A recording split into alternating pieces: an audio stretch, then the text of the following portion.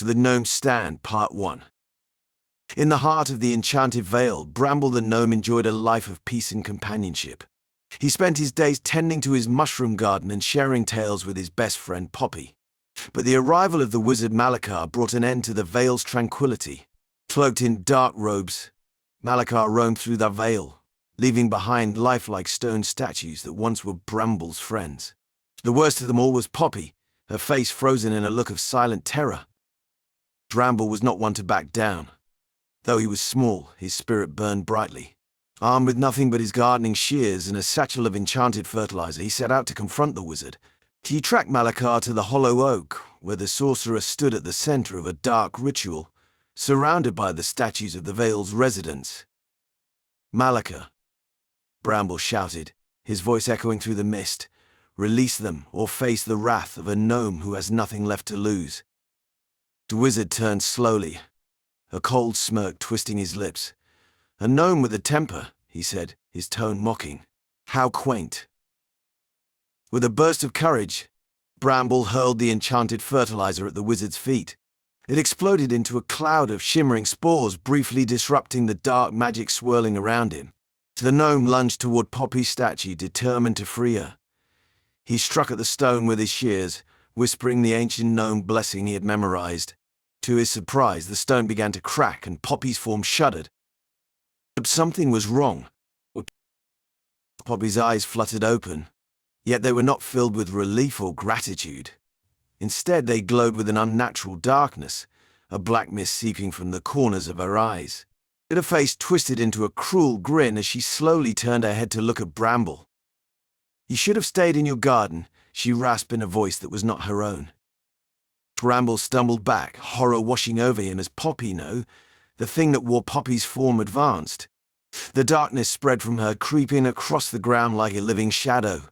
Malakar's laughter echoed through the hollow oak as the twisted magic snared Bramble's legs, binding him in place. "I must thank you, little gnome," Malakar said, his voice like ice. "You've helped me complete the spell. You see, your kind make for excellent vessels, such resilient spirits." Bramble struggled against the creeping darkness, but it was no use. The ground beneath him turned cold and hard, his feet fusing with the earth. The skin began to stiffen, the transformation crawling up his legs inch by inch. As the stone encased his chest, he looked into Poppy's eyes one last time. There was no trace of the friend he had known, only a malevolent force that twisted her features into a mask of malevolence. He tried to cry out, but his voice was already turning to granite. So Malakar stepped back to admire his handiwork. The statue of Bramble now standing at the center of the hollow oak, his expression forever frozen in despair. The dark ritual continued, and one by one, the statues around the clearing began to move. They turned toward their new master, their once friendly faces now twisted with the same darkness that had overtaken Poppy. They were no longer Bramble's friends, but Malakar's puppet servants of the darkness that had taken root in the enchanted vale. So Bramble remained there, a statue in the wizard's twisted garden, forever watching as the vale fell into shadow. The laughter of his friends, now dark echoes of their former selves, haunted the hollow oak for eternity. Gnomes Stand, Part 2. In the enchanted vale, shadows deepened as the wizard Malakar's dark ritual continued, consuming the light and warmth that had once flourished there. Bramble's stone form stood at the heart of the hollow oak, his expression forever frozen in despair. Round him, the statue of his friends began to stir, their faces twisted with the same malevolence that had overtaken Poppy. The vale was silent, save for the faint whispers of the cursed, drifting through the mist like a haunted wind. Malakar's laughter echoed across the clearing as he watched the statues step down from their pedestals, their movements stiff and unnatural. She obeyed him now, dark forces puppeteering their bodies. Poppy was at the forefront, leading the other gnomes as they marched toward the depths of the forest. Their task was clear: spread Malakar's darkness and transform the entire vale into a realm of stone and shadow. But not all of Bramble's spirit had been extinguished.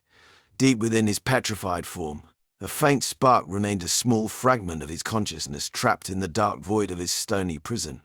She could see through eyes that did not blink, hear through ears that did not move. He felt helpless, doomed to watch his beloved veil succumb to the spreading darkness. But then, amidst the despair, Bramble felt a strange, pulsing energy emanating from the earth beneath him. The hollow oak was ancient, older than any magic Malika could conjure. It was a tree of deep roots and powerful memories, connected to the very heart of the veil itself. Bramble's fading consciousness reached out, desperate to touch the ancient magic that lingered in the soil. It responded to him, the tree's roots stirring with a faint, throbbing life force. A voice as old as the forest itself whispered to him, "You are not yet lost, little one. The darkness may have taken your flesh, but it cannot extinguish your spirit. If you would fight, then take root in the power of the hollow oak." With nothing left to lose, Bramble gave in to the ancient magic, allowing it to flow through him. He could feel the earth's energy seeping into the stone that encased him, filling the cracks with glowing, green tendrils of life. Slowly, the stone that imprisoned him began to soften, and roots emerged from his feet, connecting him to the ground like a living part of the forest.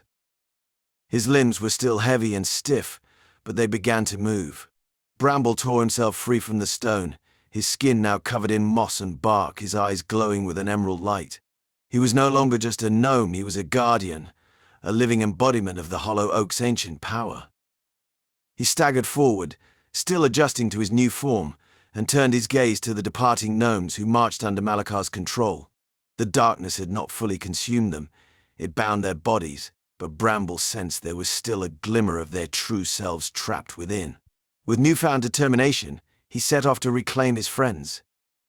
Bramble followed the trail of stone footprints that led deeper into the woods, his roots and branches whispering with the forest as he moved.